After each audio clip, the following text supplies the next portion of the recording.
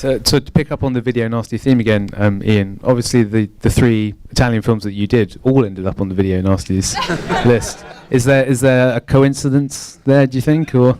Well, I honestly thought they were all just rather silly horror films, just like Hammer House of Horrors, except they were done in an Italian style, which, I mean, starting with Fulci's, are sort of more gory and, blood gushes everywhere.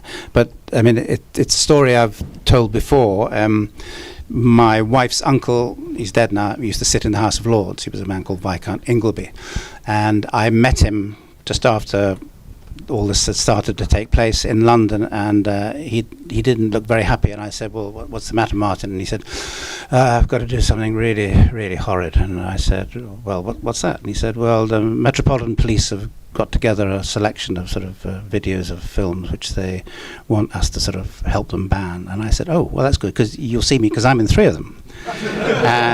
and he looked at me with, disgust, but his only comment was, Ian, how could you?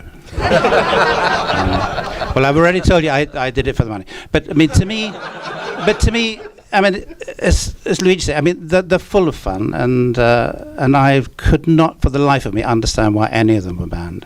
My wife walked out after 5 minutes with Zombie Flesh Eaters. She's never seen Zombi Holocaust. She's never seen Contamination. I've never seen Zombie Holocaust.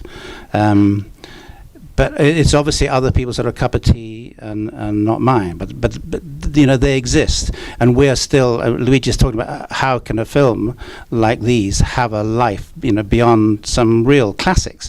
And the reason is, of course, that they became video nasties and became iconic in their own way, and despite whatever attributes they may have, but big other classics, whatever they are, because they were banned.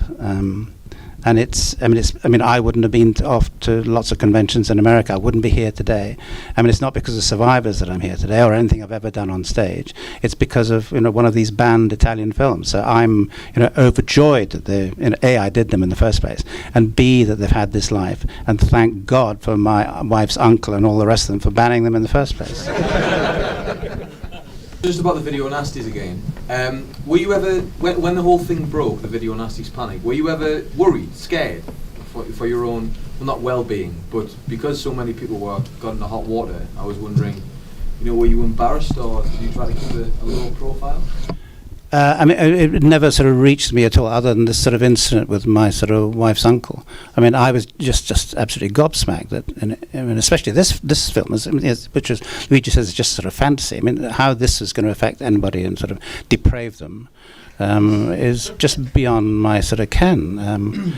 So I just presumed what it meant was that these films would, at the time, would have no future at all. They wouldn't be shown, they wouldn't be bought, and that was the end of it. Which is why, as I say, it's just so remarkable. Zombie Flesh was made in 1980. 34 years later, 34. 34 years later, still, people are still sort of coming to seeing it in cinemas, buying them in droves. The Blu-ray version of Zombie Flesh just came out. There's talk today of sort of a Blu-ray version of Contamination. There's talk of a Blu-ray version of the Zombie